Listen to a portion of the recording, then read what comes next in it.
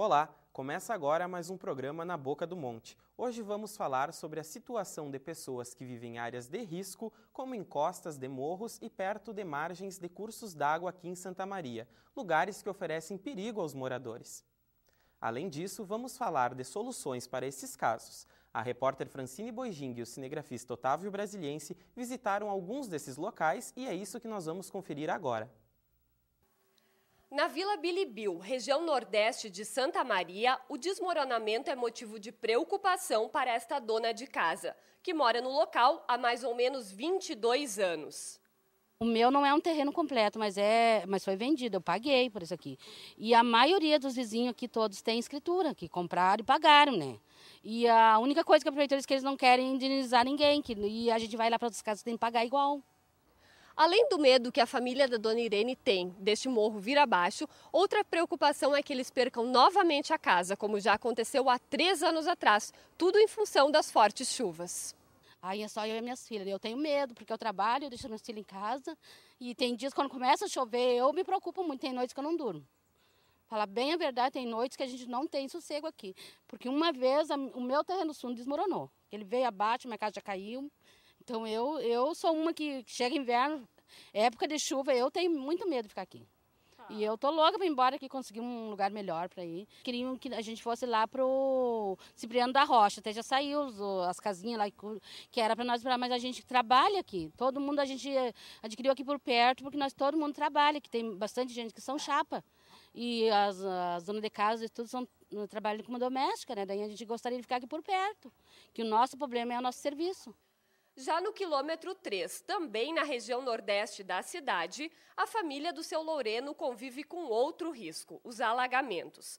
O rio Vacacaí-Mirim passa nos fundos da casa do autônomo e as fotos são guardadas como registros das cheias nas épocas de enchentes. Além disso, outra preocupação por aqui é com o desmoronamento. Essa área aqui está completamente abandonado, descuidado, porque a gente corre risco de vida faz anos aí, né, a perder tudo que tem, e já recorremos recursos, procuramos vários lugares, que é preciso ter as confirmações que nós temos aqui, mas não teve interesse ninguém de vir nos dar um apoio. Sempre paguei o PTU certinho, mas não tive uma resposta de ninguém aqui. Aqui ultimamente veio alguns olhar, mas olharam e não deram solução de nada, né? Até agora nós estamos aguardando e esperemos que vamos ter alguém interessado, né, por esses movimentos que venha nos livrar o que suemos para adquirir, para construir alguma coisa e estamos completamente aqui sem solução, né? Agora nós chegamos na Vila Brenner para mostrar um pouco de como vivem as pessoas que antes moravam em áreas de risco e hoje estão abrigadas em casas container. Sabrina mora em uma das residências provisórias há mais ou menos 6 meses. Antes, a recicladora vivia com a família nas margens do Arroio Cadena. Para aumentar o espaço e para conseguir abrigar 7 pessoas, a antiga casa foi reconstruída no novo local. Segundo ela, um dos problemas enfrentados é quanto às condições do tempo. Porque quando chove, entra água pela porta, pela janela, o vento começa a bater aqui, ó. Frio, de manhã começa a pingar no rosto da gente, a tintura do teto tá caindo tudo, é horrível, horrível, horrível mesmo, não tem condições de ficar mais tempo nesses containers. No calor isso aqui esquenta que não dá para ficar dentro de casa. E de noite esfria, 2 semanas as crianças ficam doentes, não tem condições. Além disso, outra queixa de Sabrina está relacionada à localização das casas container. Aqui não tem escola perto, não tem posto de saúde. No caso, fica doente, tem que tirar a ficha lá embaixo, sair daqui da Brenner para ir na Salgado Filho para tirar uma ficha. É horrível, não tem nem condições. Eles tiraram nós de lá para botar nós nesses containers. Que é bem dizer, era melhor então nós ficar lá do que vir para cá, né? Isso que é horrível demorar. Só o prefeito vindo, passando uma noite aqui para ele sentir o que a gente sente na pele, né? Porque é horrível. Ainda quem mais tem filhos sabe como é que a gente está se sentindo aqui. Quem também vive aqui há mais ou menos 4 meses é a dona Elizabeth. Ela se mudou para a casa container depois que a antiga residência foi invadida pelo Arroio Cadena após uma enchente. E ela fala de como eram as condições de vida antes e agora. Claro que melhor não era por causa da enchente, mas melhor eram as condições. A gente tinha casa, tinha sombra, e aqui a gente não tem, né? Campo, céu aberto, né? E quando vem os ventos, passam a arrancar os contêineres com a gente dentro. E as questões ligadas às áreas de risco continuam sendo assunto de entrevista em estúdio. Para continuar falando de áreas de risco, no próximo bloco vamos receber aqui no estúdio o secretário de Ação Comunitária e Cidadania, Cláudio Rosa. Fique aí, nós já voltamos.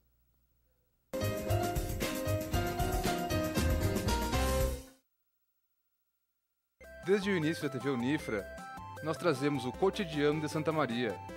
São pautas, os assuntos atuais e necessidades da comunidade.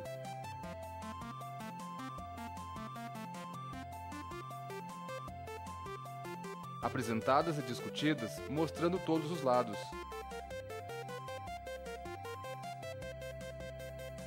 TV Unifra. 3 anos interagindo com a comunidade. Pedrinho é uma criança especial, que enfrenta dificuldades diariamente. Para passar por tudo isso, conta com seus fiéis amiguinhos escudeiros, que o ajudam a vencer cada obstáculo. Sem eles, Pedrinho nunca conseguiria enfrentar o temível dragão, que impede que todos levem uma vida feliz no castelo. Para quem enfrenta um dragão por dia, uma mão amiga sempre é bem-vinda. Por isso, Pedrinho precisa da sua ajuda também. Contribua com a Escola Antônio Francisco Lisboa e transforme a vida de vários Pedrinhos. Reciclador. Minha profissão é recicladora. É uma profissão que a gente faz, porque não é feia aquilo ali, porque tu tá fazendo uma coisa que é bonita, que é pro meio ambiente, né? Se todo mundo fizesse, juntasse seu lixinho, suas coisinhas, botasse no saquinho, bota na lixeira lá, deixa bonitinho lá, que fica mais bonitinha a tua rua, limpinha, na frente da casa, e tu passar num lugar assim, tá tudo sujo, né? Mais um bom motivo para você separar o seu lixo. Selecionadores de materiais recicláveis. Incentive esta profissão. Eu vivo a noite do meu jeito. Se tem diversão, tô dentro. Eu gosto é do movimento, da vida, mas alcoolizada, eu não dirijo.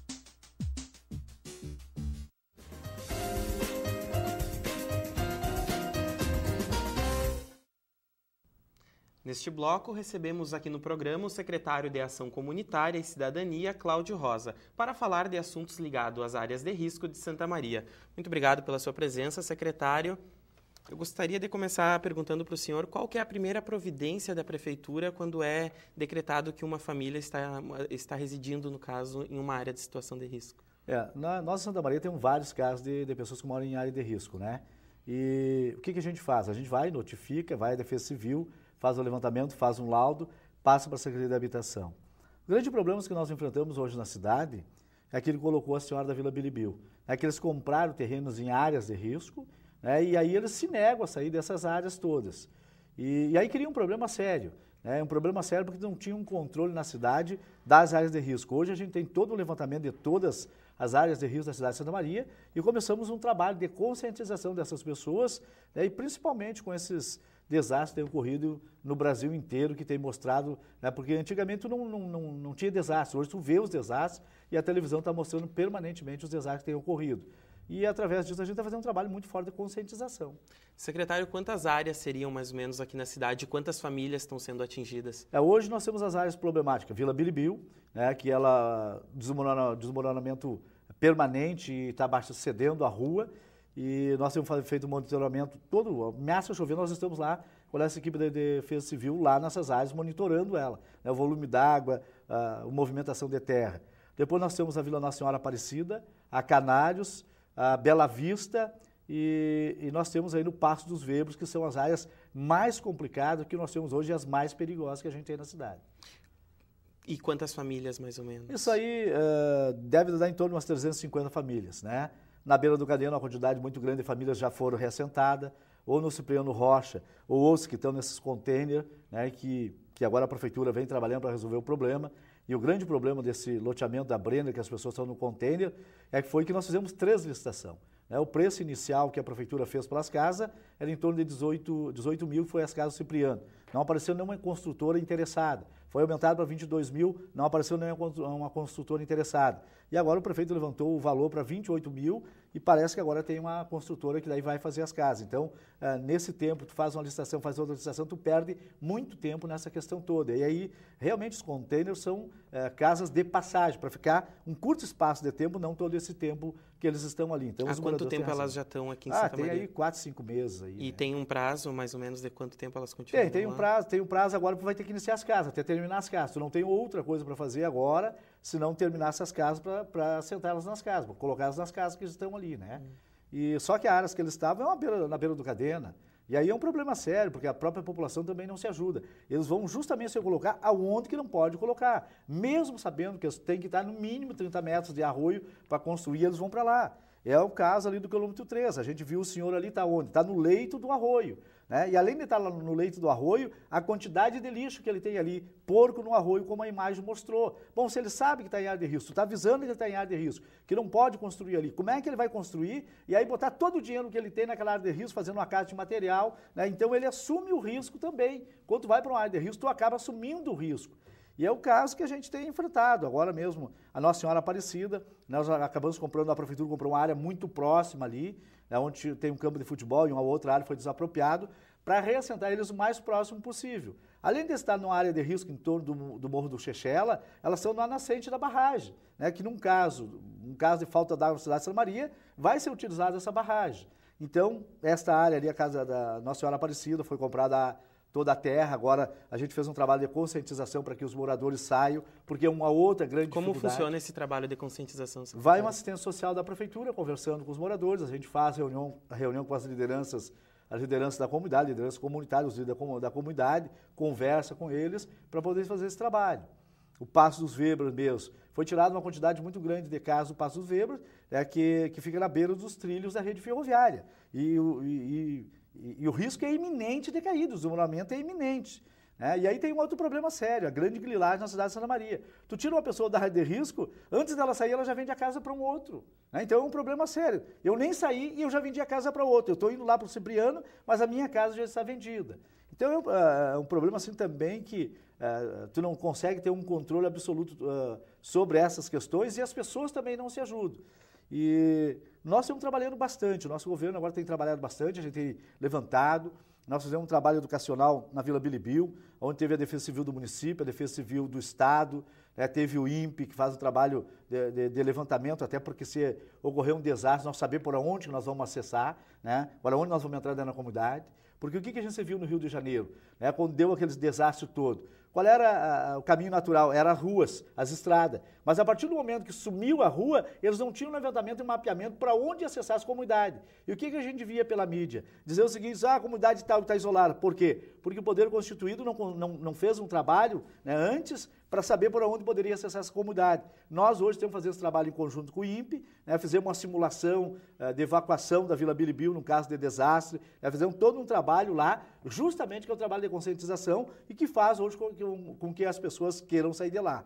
E uma senhora diz claramente ali, a gente colocou um ônibus à disposição para que eles fossem conhecer o Cipriano Rocha, e daí no sábado de manhã, quando a gente combinou para ir lá pegar as pessoas, ninguém quis ir lá conhecer o loteamento. Então daí tu coloca a tua vida em risco e a vida de todos os teus familiares, porque tu sabe que aqueles barrancos, mais cedo ou mais tarde, pegar uma época de chuvarada, eles vão descer, a estrada está baixando, a gente tem feito esse levantamento, está vendo o desnível da própria estrada que dá acesso à comunidade deles. E nesse caso, secretário, que o senhor citou agora de desbarrancamento, no caso de uma grande catástrofe em Santa Maria, qual que seria o plano de ação da Secretaria e da Defesa Civil? Nós temos todo um plano de ação, de evacuação, nós sabemos para onde nós vamos ter acesso, pela parte de cima já está mapeado onde a gente vai ter acesso, de que maneira a gente vai dar o socorro, as secretarias todas sabem o tempo cronometrado que vai se levar para chegar uma rede escavadeira toda lá, mas nós estamos trabalhando para evitar. Primeiro é para evitar. Lá na Vila Bilibil, a maior parte das famílias que estão na parte baixa, onde o barranco pode desabar a qualquer momento, essas vão ir para o loteamento novo que vai ocorrer aqui na Maringá. E isso, Zilda Arnes, isso já está certo, foi levantar essas famílias. Bom, aí vai ficar o pessoal na parte de cima que corre menos risco, mas corre o risco de ficar ilhado. Porque só tem uma rua de acesso, corre esse risco. E por um outro lado, na Vila Canários, Rua Canários, o grande problema que nós temos é a quantidade de pedra de grande volume no Morro do Chechela, que pode haver um deslocamento dessas pedras e atingir várias casas ao mesmo tempo.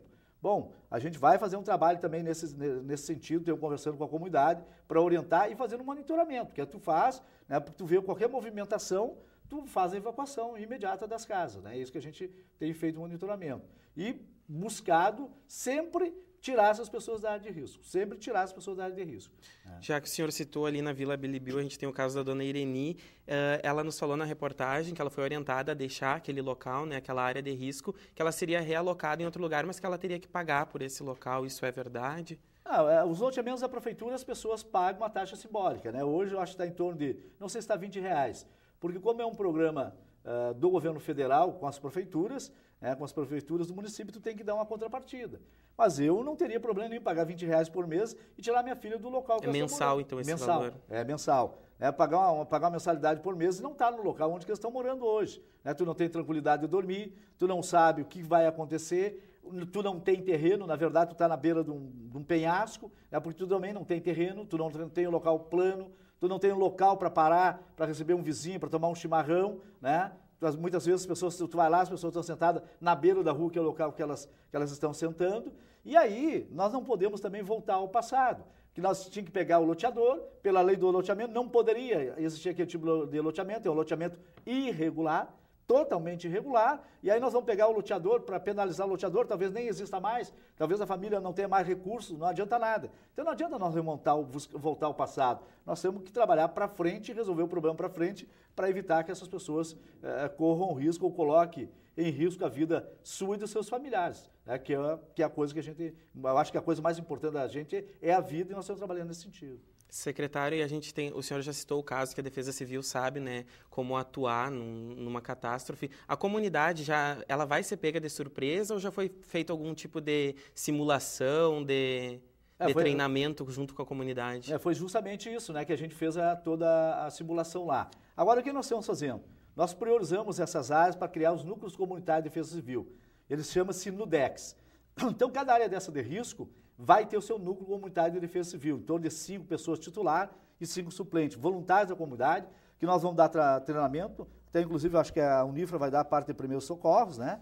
E que nós estamos conversando nesse sentido, e depois nós vamos dar todo um treinamento de como agir num caso de desastre. Então, essa é a outra parte do trabalho que nós estamos fazendo. O primeiro trabalho era organizar a defesa civil no município de Santa Maria, hoje nós temos uma defesa civil organizada.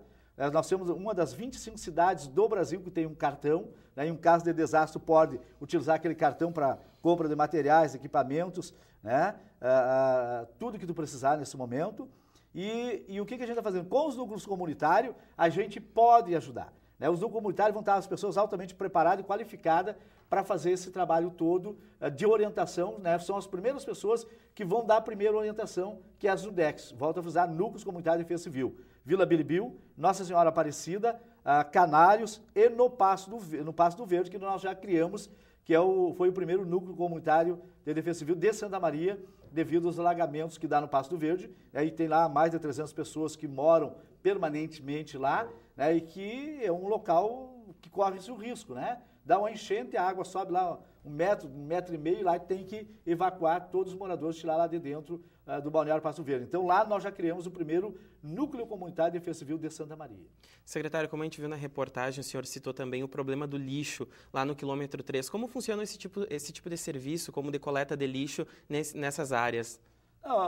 Tem a coleta de lixo regular, né? Mas as pessoas acabam trabalhando com reciclagem, e em vez desse resto, desse material que eles não utilizam, pegar e guardar, né, esse material para levar o caminhão do lixo levar, o que eles fazem? Largam no fundo do pátio. Descartam em lugar inapropriado. Né? E ali mais grave ainda que a gente viu um porco. Na verdade, eles estão buscando comida, resto de comida em algum lugar, e simplesmente largam lá e largam o porco lá para comer aquilo ali. Então isso é um grande problema, que é um problema de educação da população de Santa Maria.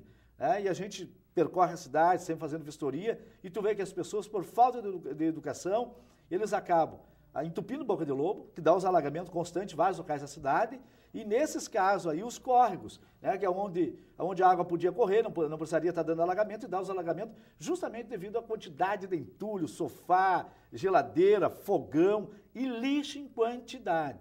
Tem um exemplo de uma vila aqui, a Pércio Reis, né, que a prefeitura vai numa semana lá, tira uma caçamba de lixo.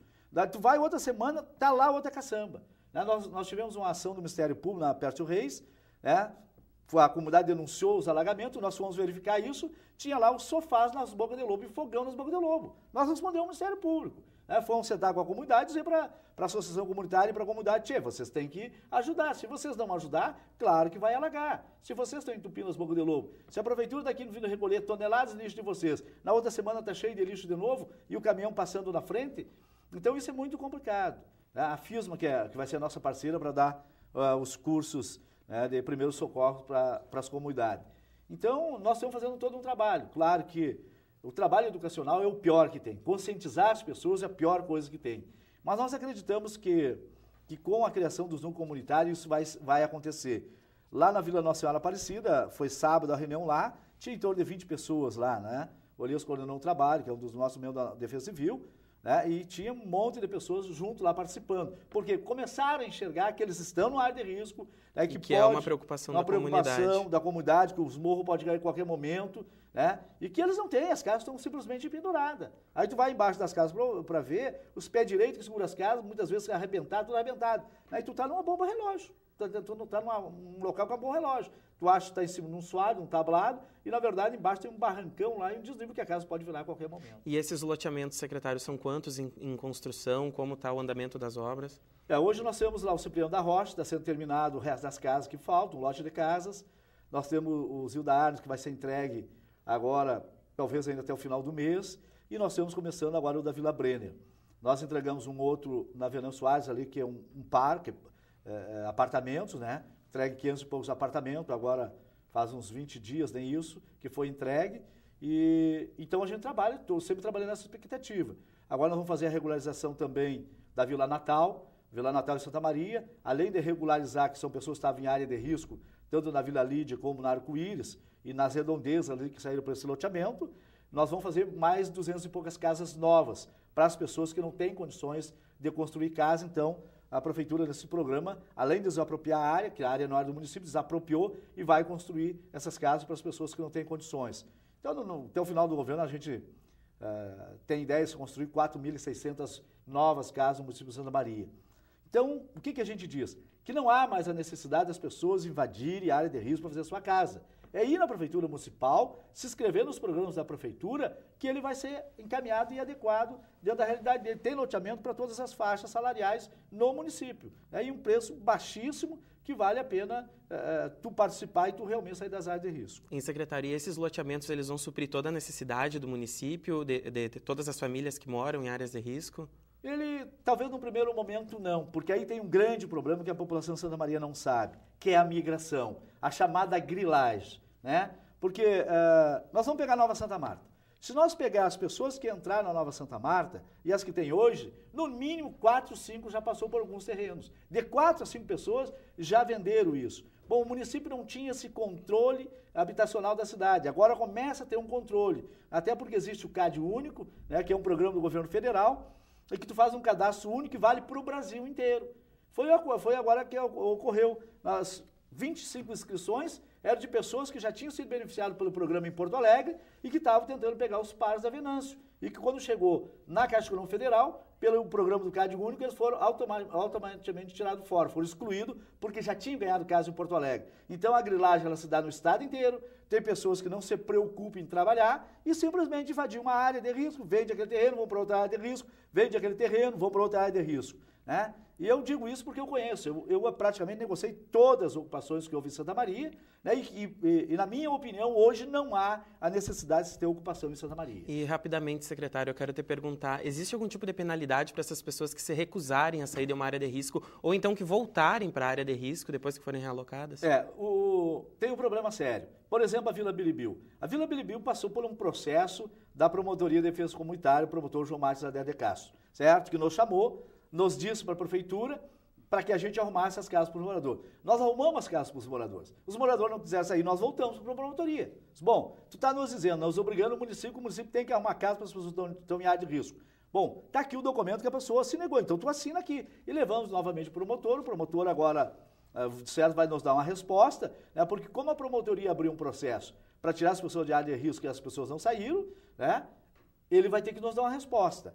Mas vai chegar o momento, e é isso que a prefeitura vai fazer, que automaticamente vai ter que tirar as pessoas. Tu não vai ter como deixar as pessoas, né? E a Defesa Civil, dependendo do caso, se condenar a casa, se a pessoa quiser ficar, ela vai correr o risco, né, de matar, morrer ela e a própria família dela. Mas ela assume o risco daí. E aí a gente vai documentar, porque também, às vezes, tu não tem como obrigar. É o caso da senhora da Bilibil, né? Ela está em área de risco, está sabendo que não tem terreno, não tem nada lá. Mas como ela comprou, ela acha que tem direito de ser indenizada. Mas como é que nós vamos indenizar? Né? Se nós já estamos dando outro espaço para ela. Tá certo, secretário. A gente pode passar, então, o número da secretaria, quem quiser entrar em contato com a Defesa Civil. A secretaria nossa é 3921-7148, durante o expediente normal falar com o Peterson e Elias, e fora de hora, daí, nós temos 9961-5733, que é falar com o Cladimir Nascimento, isso de noite, sábado, de madrugada, o horário que for, então, eu vou repetir esse telefone, 9961-5733, Cladimir Nascimento. E durante o normal, então, 3921-7148. Tá certo, então, secretário Cláudio Rosa, muito obrigado pela presença do senhor aqui no estúdio. Que agradeço a oportunidade. E no próximo bloco falaremos com o secretário de Habitação e Regularização Fundiária, Sérgio Roberto Sequim. Agora nós vamos para um breve intervalo e já voltamos. Fique conosco.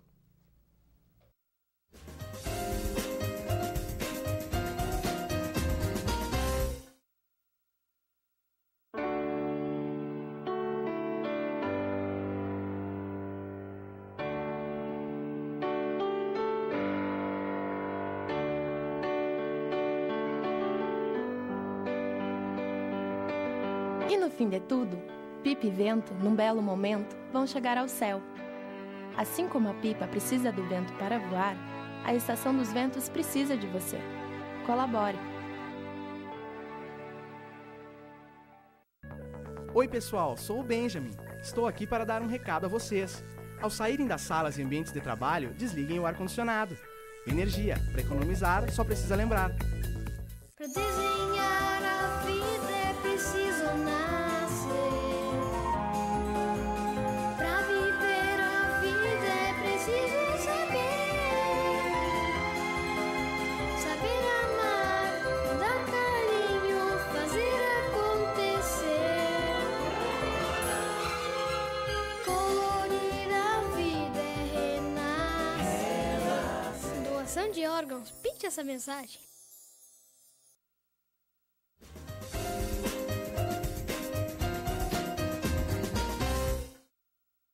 E neste bloco, o programa Na Boca do Monte recebe aqui no estúdio o secretário de Habitação e Regularização Fundiária, Sérgio Roberto Sequim, para falar sobre pessoas que vivem em áreas de risco, como em costas de morros e próximo a margens de cursos d'água. Bom, primeiramente, seja bem-vindo, secretário, aqui ao programa.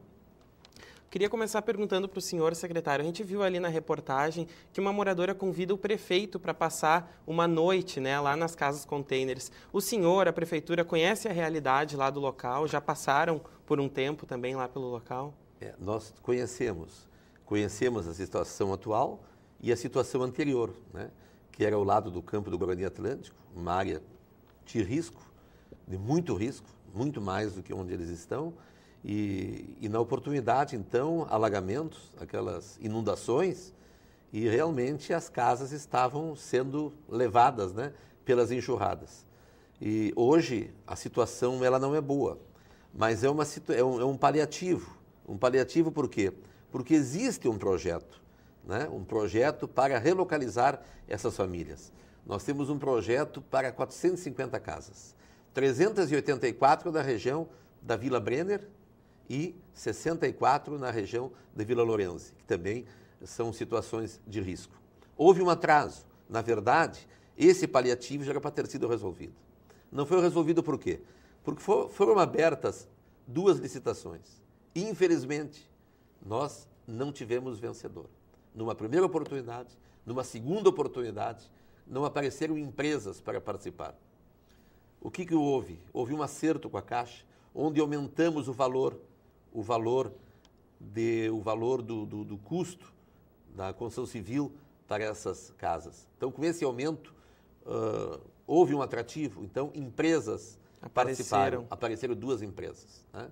Então, está para ser resolvido. Qual das 2 vai ser a vencedora? Então, imediatamente, nós vamos fazer o quê? Imediatamente, nós vamos, né, começar essa construção.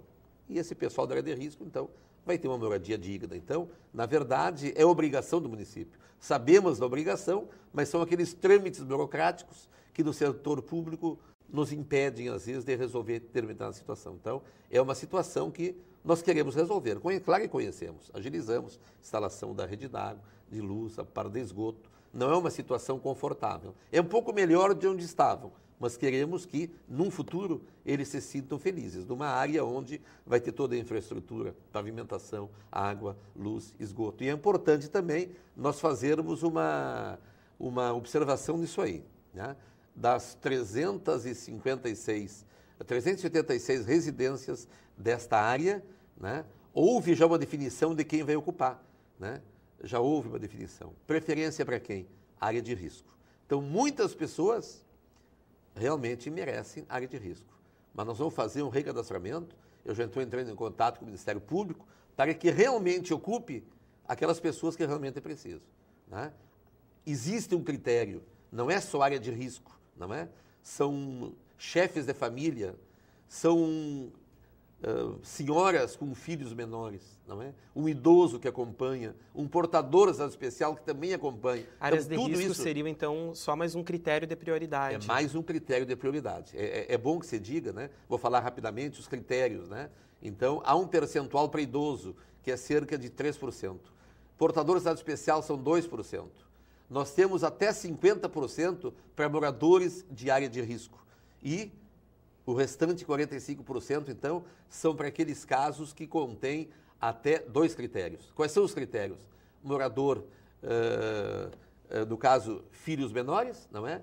Mulher, chefe de família, mulher tem preferência, não existe homem chefe de família nessa lei, que é uma legislação federal, juntamente com uma legislação municipal, não é? Então, fizemos uma fusão das duas. Então, a mulher, chefe de família, filhos menores, um portador de estado especial como componente familiar e também um idoso como componente familiar. Então, esses critérios nós levamos em conta, não é?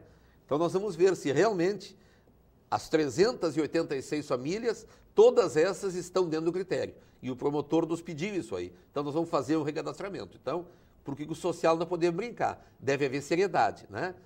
Às vezes acompanha pela imprensa escrita, falada, televisada, algumas injustiças que ocorrem. E nós queremos ser justos, sem dúvida alguma. Sim. Secretário, quando é avaliado que uma família ela reside numa área, né, de situação de risco, qual é a primeira providência tomada pela Prefeitura? Bom, é importante um acompanhamento. Quando você fala em regularização fundiária, em regularizar, em relocar famílias, passa por várias secretarias. A jurídica é importante? É importante.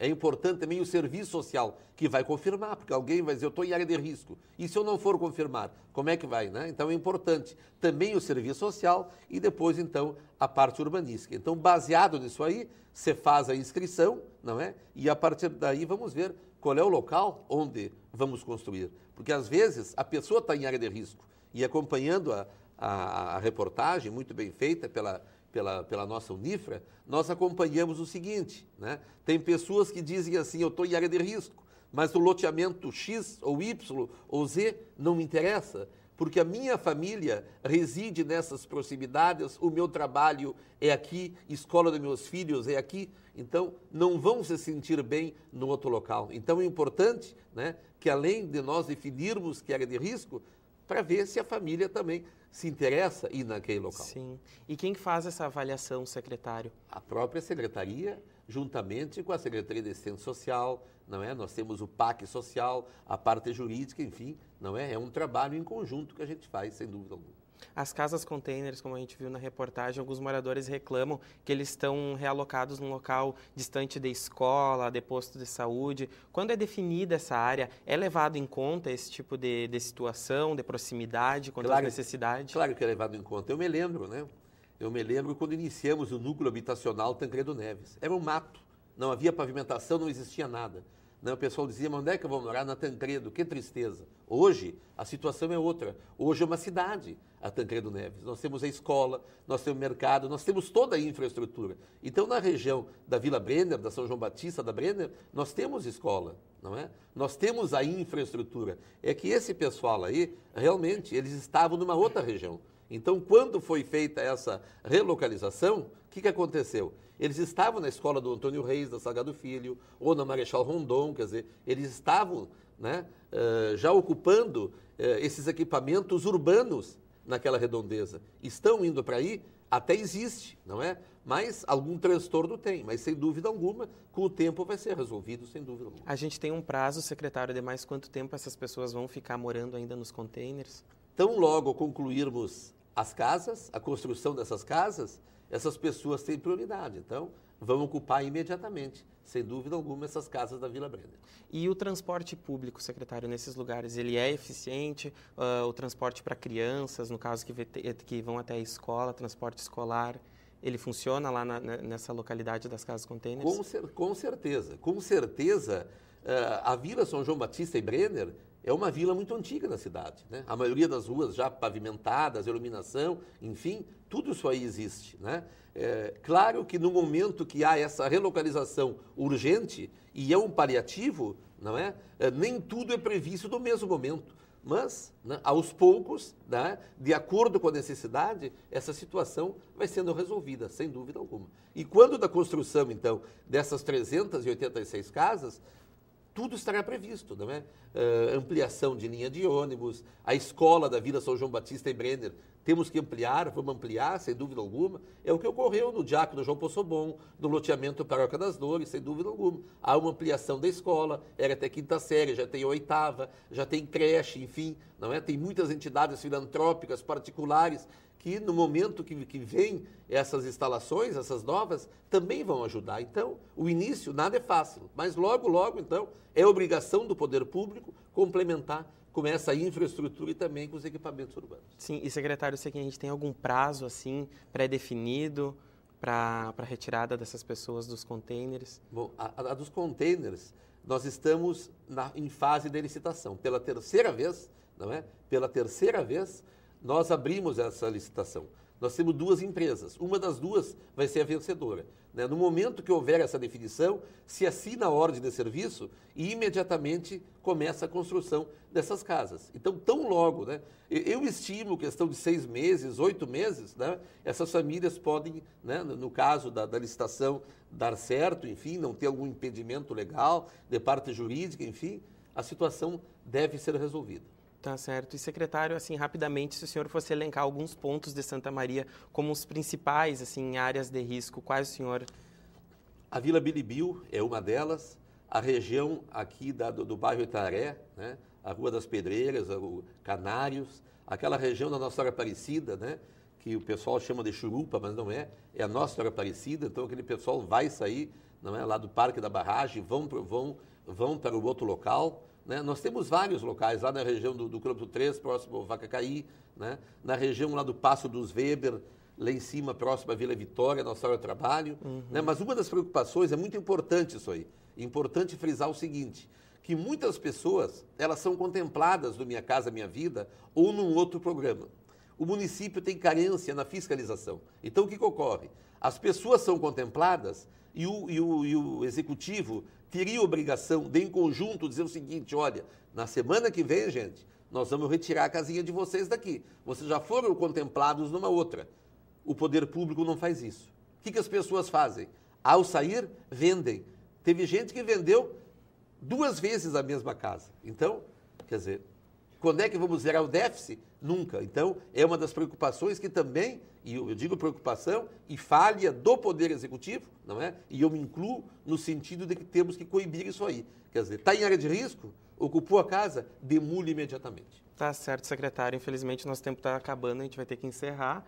Esta edição do programa Na Boca do Monte fica por aqui. Eu agradeço a sua presença, secretário. Agradeço também a companhia de você de casa, que nos acompanhou nessa conversa, e nós voltamos daqui a 2 semanas. Esperamos por você. Tchau!